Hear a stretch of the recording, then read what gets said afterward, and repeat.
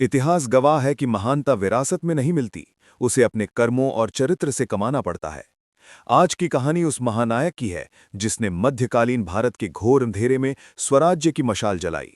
ये कहानी है छत्रपति शिवाजी महाराज की। लोग अक्सर पूछते हैं कि शिवाजी महाराज महान क्यों थे। क्या इसलिए कि उन्होंने बड़ी बड़ी सेनाओं को धूल चटाई, या इसलिए कि उन्होंने अजेय किलों पर विजय प्राप्त की।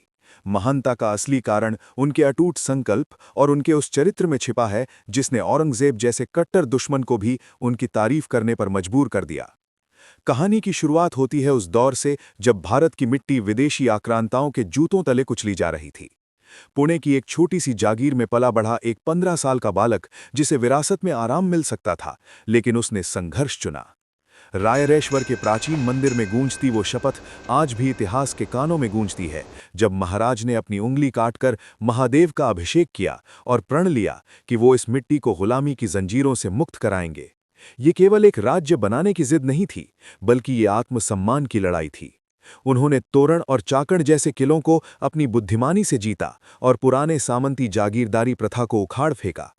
उन्होंने अपने सैनिकों को नकद वेतन देना शुरू किया, क्योंकि वो जानते थे कि जमीन का टुकड़ा वफादारी बदल सकता है, लेकिन राष्ट्र के प्रति सम्मान कभी नहीं बदलता। महाराज की महानता का सबसे रोमांचक किस्सा अफजल खान का अंत है।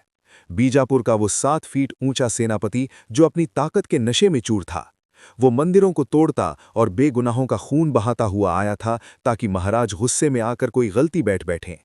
लेकिन शिवाजी महाराज जानते थे कि जब दुश्मन आपसे 10 गुना ताकतवर हो तो लड़ाई तलवार से नहीं, दिमाग से जीती जाती है।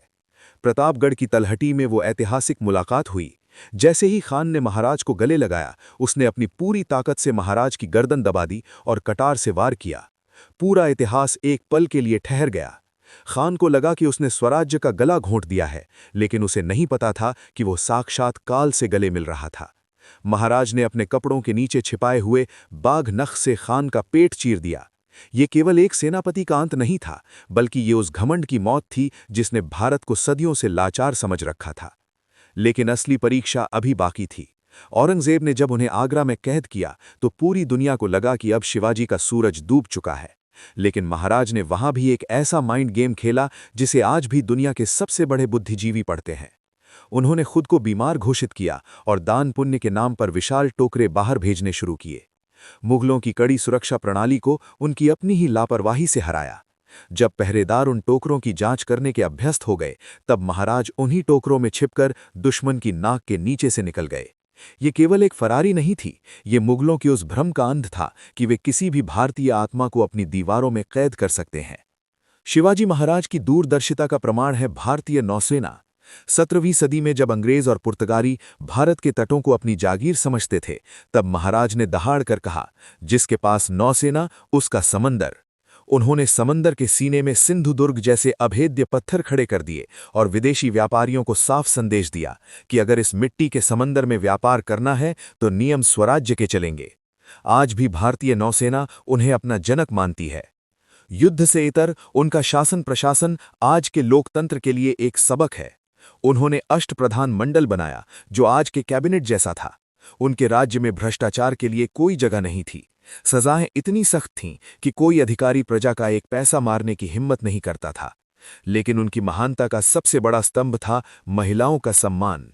कल्याण के सूबेदार की बहू को जब उनके सामने लाया गया तो उन्होंने उसे अपनी माता के समान सम्मान देकर सुरक्षित घर वापस भेजा। ये उनके संस्कार थे कि उनके शासन में महिलाएं आधी रात को भी बिना डर के यात्रा कर सकती थीं। शिवाजी महाराज की युद्ध नीति, जिसे गनीमी कावा कहा जाता है, आज भी दुनिया भर की सेनाओं में सर्जिकल स्ट्राइक के रूप में जानी जाती है। उन्होंने सिखाया कि कम संसाधनों में कैसे एक विशाल साम्राज्य को घुटनों पर लाया जा सकता है। उन्होंने महलों में बैठकर ऐश नहीं किया, बल्कि सह्याद्री की चोटियों पर खड़े होकर एक सोए हुए देश की आत्मा को झंझोरा। उनकी महानता का राज तलवार की लंबाई में नहीं, बल्कि उनके चरित्र की ऊंचाई में छिपा था। आज जब हम छत्रपति शिवाजी महाराज को याद करते हैं, तो याद रखिएगा कि वो केवल एक ऐतिहासिक तारीख नहीं है, वो हर उस इंसान की हिम्मत है जो शून्य से शुरू करना चाहता है। दुनिया में हजारों राजा आए और मिट्टी में मिल गए, लेकिन शिवाजी महाराज आज भी हर स्वाभिमानी भारतीय के खून में बिजली बनकर दौड़ते हैं। वे तब भी महान थे, वे अब भी महान हैं, और वे तब तक महान रहेंगे जब तक इस धरती पर आत्मसम्मान की एक सांस बाकी है। अगली बार जब कोई आपसे पूछे कि शिवाजी महाराज महान क्यों थे, तो बस मुस्कुराकर कहिएगा कि वो राजा नहीं, वो राष्ट्र की परिभाषा थे।